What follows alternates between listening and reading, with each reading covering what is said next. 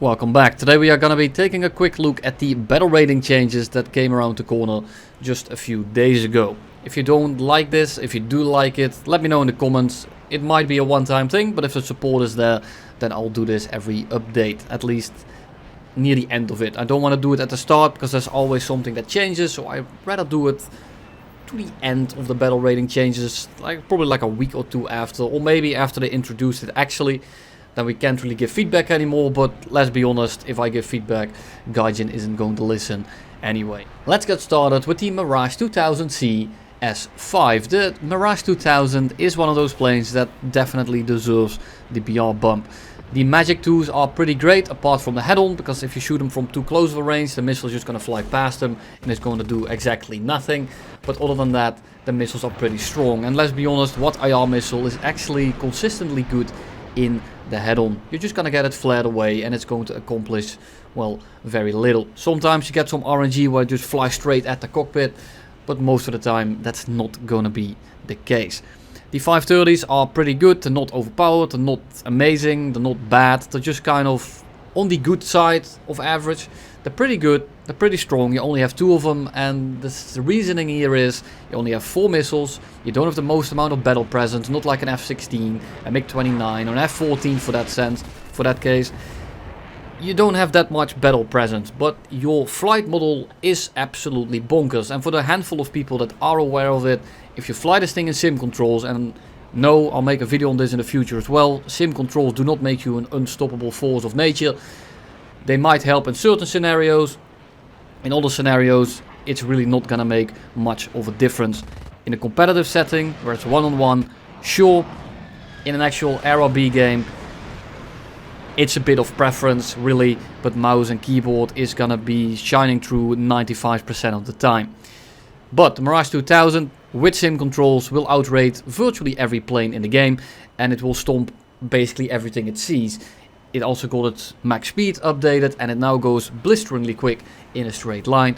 And now you really just have this complete plane that only lacks good guns and a good amount of missiles. Other than that, 11.7 I think is completely justified. And then we have the F-5E for China as well as the F-5E for America. They are going to go down in BR, and it makes sense because it's not the fastest. It's a bit of a rat vehicle, one of those planes that kind of latches onto you, and you just kind of have to pray they break off, because you can't really reverse them, you can't really do much about them, but you can also just ignore them because they are too slow. So that's kind of annoying to play against, but it's also annoying to play, well, it's also annoying to play if your enemy is actually playing it right. So I do understand the BR decrease.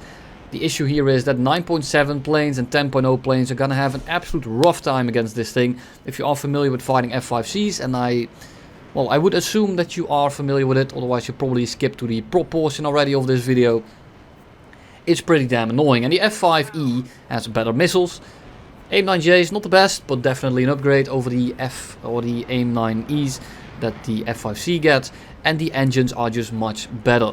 Sure, it does turn a slight bit worse, but the amount of power that it gets extra more than makes up for it. The F-5C turns better in like the first turn, second turn maybe, and then the F-5E just kind of wins because it just has so much engine power. And then we go down to the SU-17, SU-22 and the SU-22 UM3K. These are going down. I don't really have a word for this. They're just bad. There's no real way around it. They don't deserve to be a very high BR. They don't have the best amount of ordnance, or at least good ordnance. The flight model it's not exactly amazing, and something like the SU-17 doesn't even have flares.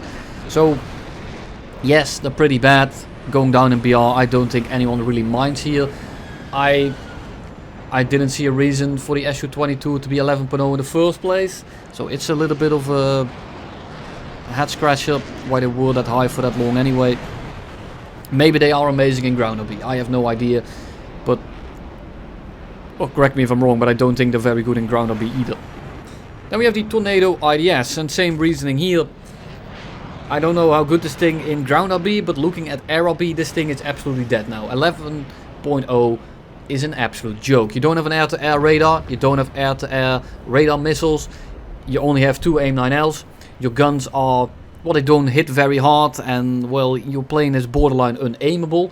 because the rudder is so goddamn wonky and it's such a brick. So you really don't have an effective mean to kill people other than the 2 A9Ls that you have. And if people are paying attention, which most of the time they are not, I understand that.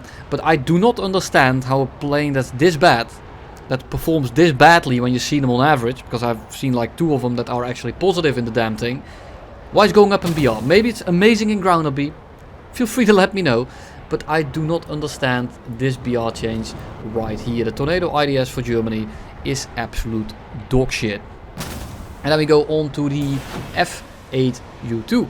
And the F-8U2 is a little bit of a stepping stone to the F-8E. So my theory here is that everyone that flies this thing is either new to the Crusader, they don't have money to buy the other one, or they're an enjoyer, but I don't think there's many, when the F-8E is literally the same plane but better. Now it's going down in BR, now it has a little bit of a reason to be flown out, because it's simply a lower BR than the F-8E, but the F-8E is just much better. The wings of the F-8U, they rip off very easily, and this makes it very frustrating to play. Probably half the reason that this thing is going down in BR is because half the people that fly it break their wings off because they're not familiar with the plane. I'm kind of indifferent about this one. I think it's okay. The game is already compressed to the point where everything is fucked anyway, so I don't think it's really that much of an issue. But I do think if we decompress the BRs a little bit, that 10.3 would be completely fine. But that's of course not the scenario we are in right now. So I think it's okay. I don't really see an issue with it other than 9.0 planes and 9.3 planes that will now run into them a lot more frequently. I think that's a little bit of an L. But I mean, I think the F-8U is not going to be all the worst problem that you're going to face in your 9.0 or 9.3 plane. And then we have the Mirage 5F and the National, and these are basically the 2 same planes. Them going down in BR made complete sense. It doesn't have radars, it doesn't have a good radar missile. Of course it doesn't. If it had, it couldn't be fired, so you know, what's the reasoning there? The Mirage 5F and the National are simply just bad Mirage 3s. There is literally no reason to play them in air RB. Sure, they have a little bit more ordnance, I believe, for ground RB, but I don't know. Maybe this will make the lineup for front a lot better when it comes to tank RB, but man, this is a bit of an L plane. It makes complete sense why they are going down if you're only looking at the air-to-air perspective that you find in air RB. But man, these 2 planes are absolute dog shit. But you know, you'll have to do with what you are given, and I have decided to just not accept what I've been given and pretend they don't exist. Then we have the SU-25s. Do I really need to explain this one? All aspect missiles on a pretty damn good frame. It's not fantastic by any means. It's not one of those clubber planes, but 9.0s, 9.3s, 9.7s. There's a lot of planes there without flares, and especially at 8.7, these R60s are no joke. They are extremely painful to deal with in the same way that the A10 was, and they knew exactly what they did. They waited a little bit for them to go up in BR, so they probably sell more of the premium SU-25s. But hey, they finally went up, or at least they finally got proposed to go up.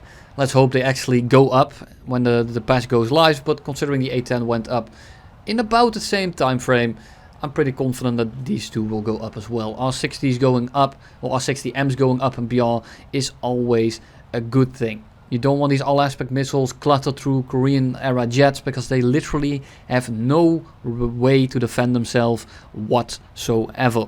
Sure, you have the ability to deny them a good launch, and you can get past the head-on, but the SU-25 is not a real slouch in a dogfight either, and getting past the head-on is not a guarantee to winning the fight. In a lot of planes it is, but the SU-25, if it has a pretty decent pilot behind it, and you make a few mistakes, I'm not saying you are going to be losing, but it's not an impossible fight for the SU-25 by any stretch of the imagination. And then we have the SU-7 BKL going down. I'm just really opposed to these. It's the same with the premium SU-20 or SU-7. They're just stupidly fast, and there's literally no way to kill them if you are flying something like... Imagine flying a Yak-30. Imagine flying something like the LA-15. Well, that's 8.0, I guess. But imagine flying anything that doesn't have an afterburner, basically. These things get down-tiered very frequently. And the SU-7 is stupendously quick for this BR.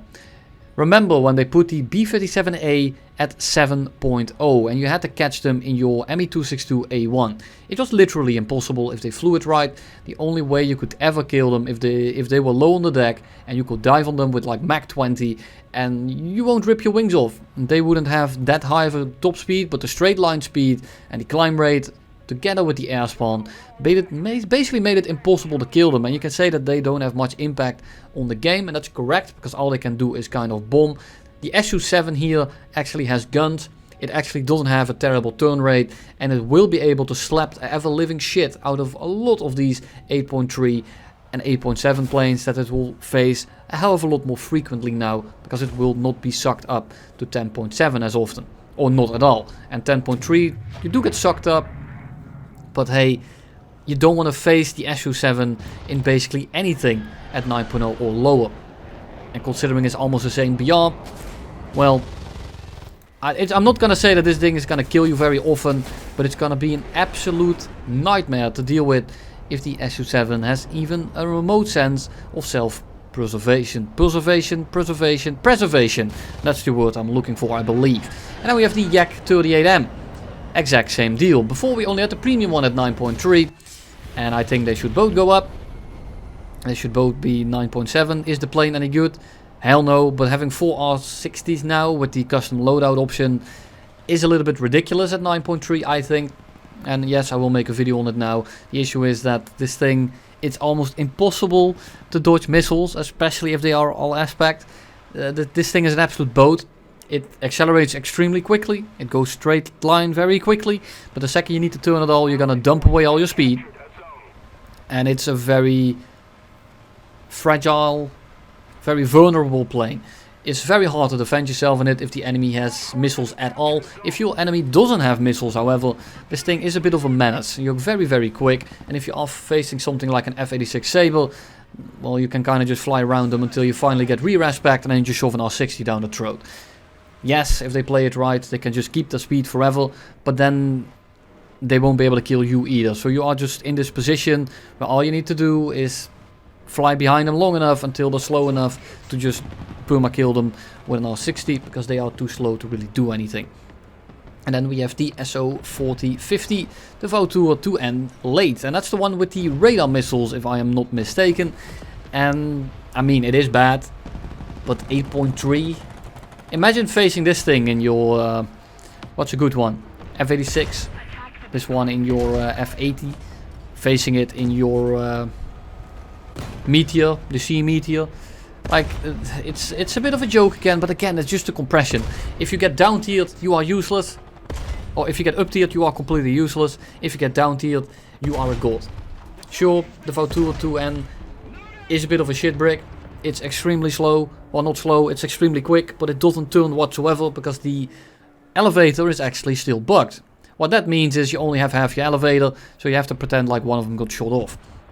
Yeah, it doesn't turn particularly quick, but when you go 1100 kilometers an hour at 8.3 in a straight line, you should have a pretty easy time actually just flying away from everyone and then trying to missile them in the head-on. If you climb up with this thing, if you bait the enemies to climb up to you because you are a bomber and they think you are defenseless, you then turn around and you shoot a radar missile at them, they have basically no means to defend themselves. These planes do not have the most amount of speed at high altitude, the planes that it's going to be facing.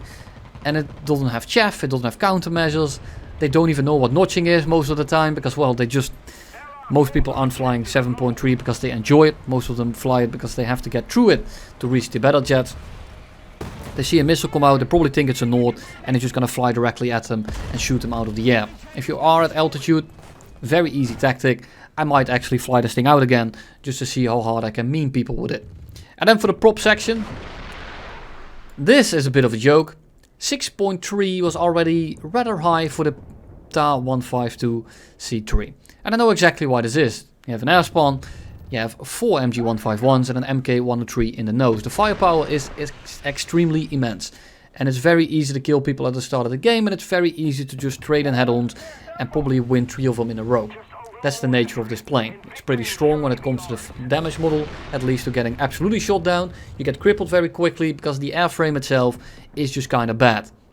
It doesn't turn. it's fast enough, but at 6.7, the P51H is now a lower BR than you. The P51H outclimbs you, the P51H completely outturns you, the P51H outruns you completely. There is really no reason for this thing to be this high of a BR, especially with the amount of up tiers that it already got, because the jets here are pretty prevalent. SU-11s, MiG-9 Lates, the F-80s, the F-84Bs, all these planes, there is basically nothing you are going to be doing to them. And I think that this BR increase is absolutely ridiculous, but I know how it happened, because people just go head on with it, and then this thing wins like 3 head-ons every game, then it trades, it goes like 2 to 3 to 1 if you have no idea what you're doing. It's not exactly hard to fly, because most of the enemies do not fight you properly. Most of the enemies will just fly directly into your guns, and then it's very easy to get like an 8-kill game without reloading, by just sending it in head-ons until you finally die. So it makes sense why it went up, but I completely disagree with it. Also, in ground RB, I know the HVAP is pretty strong versus tanks, but I mean, the Dornier 335B2 is 5.7, I think, and it has 3 of those cannons next to each other. So, what's the argument there? And then we have the I-225. Well, if you have followed my channel for a while now, I made 2 videos on the I-225 and I've always praised it. I think it's a fantastic plane with some limitations, mostly the compression, and the slower you go, the stronger it becomes. At 5.0, this thing is going to be an absolute menace. This thing is going to be extremely powerful. Yes, you probably have to learn the quirks a little bit, but it is extremely strong. This is one of those bully planes that if you learn how to use it, it becomes almost unstoppable by a very big portion of the bracket. Normally I don't say this. Most of the time it's not about the pilot, but about the plane. This is one of those planes that's extremely strong if you know how to use it. There's not many of those planes in the game, but this is one of those quirky ones that you kind of have to fly like an F-16 if you are familiar with the comparisons here. It's very good at climbing. It's not that fast, but it's good at high altitude, and it's very good at turning at lower speed. So if you get stuck in a fight with this thing and you can't run from it, you're kind of boned in a lot of planes. It can go vertical forever with the flaps down, it turns on a dime, and you just have to kind of learn it. It's a very enjoyable plane, but it's rather annoying to deal with in average lobbies, because in the average game the battle presence isn't that fantastic, and that's mainly because of the fact that you can kill people very quickly, because this thing locks up like an absolute brick. It kind of just flies straight. The second you can shed some of that speed away, then you can start dogfighting, then you can win a lot of fights. But the issue is that a lot of the times, once you get to that low speed portion, the other guy that wasn't compressing already has guns on you, and now you need to reverse them at low speed, and now it becomes a little bit of a risky shit mix. Very capable plane, just a little bit quirky to use. The D12 going up, I think that's completely fair. I think that the D13 as well as the D9 should be 5.3 as well. But hey, here we are. There's really not much to say here. The D12 and the Doras in general, they are good planes. They are a little bit of a team-oriented plane, so you do want a squad mate or maybe a teammate that's alive. If you are alone and you have to face off versus people, you're not going to have the best experience unless you run to the airfield. But 9 out of 10 times, if you get someone on your 6, you're forced to just run away from them. If they stick on you forever, you just have to run away from them. And if it's not a Spitfire, if it's not something that's inherently very slow, you're gonna have a little bit of an issue. It's the same as with the Sea Fury that I made a video on the other day. It's good as long as you have a bit of an advantage and the enemy doesn't play 100% to their capability, because you are at a disadvantage, and the D model 190s are very off meta if you don't have a good team to surround you with. What can I say? Having turn rate in War Thunder is pretty important. You can't really run from everything in this thing, and if you run into something like a Yakna 3U, you're gonna have an issue. It's faster than you in a straight line on the deck, it climbs twice as good, and it outturns you. Like by the time you completed one turn, it did 3. So you know, at high speed it's very good, but it's a little bit limited, and if you don't have a safety net to fall back to, say another teammate, a squad mate, or anything in that matter, it's not the best pick.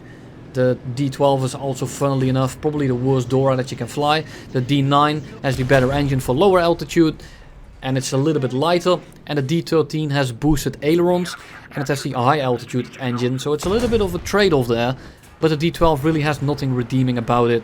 if you compare it to the two older Doras, other than the fact that it has a 30mm in the nose, but it's an MK108 and they are just absolute painfully slow. So what can I say? I think they should all be 5.3, maybe 5.0 is okay. If we look at something like the P15H being at 6.3, it has no business fighting those. So I understand 5.0, but the game at this point is simply just too compressed to function. But we all know this is on purpose, to just make the grind a little bit more annoying, but also giving you the ability to shit stomp an entire lobby, because you got fully down tiered in your under tiered plane. I'm not calling this thing under tiered, by the way. That's not what I was trying to say. The TU2, I actually have no idea. It's probably for ground RB because it has like 4 bomb drops, pretty good bomb drops. I'm not entirely sure. I'm not very familiar with these two planes. I just know that these are free kills in air RB. In ground RB, I've heard great things about them. But you know, what can I say? Firefly. The Firefly is kind of meh. It does have a Griffin engine. It does have pretty good power, but it's just extremely heavy and it turns well for about 1 or 2 turns and then it just runs out of energy and falls out of the air. Firefly here, basically the same story. I believe it's the same thing with the worst engine. I'm not entirely sure. As I said, I'm not too familiar with the Fireflies in general. La-5f going down in BR, I think that's completely okay. The La-5s are a little bit off meta. They are okay, they're just very still. They're some of the most average planes that you can find in the game. And this also means that you don't really have great strengths, but you don't have amazing weaknesses either, other than your rip speed and the compression. Those two things are absolutely horrible. Do not go fast in the La-5s, thank you.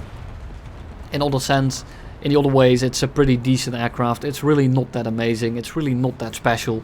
I don't think this is gonna provide any issue. I don't think this is gonna provide any issues whatsoever. The SB2C 1C. I mean, the SB2C 4C on the top of my head, the one with the 20mm cannons. It's a mean pick. It has an air spawn. It has a very good turn rate, and it's just absolute piss slow.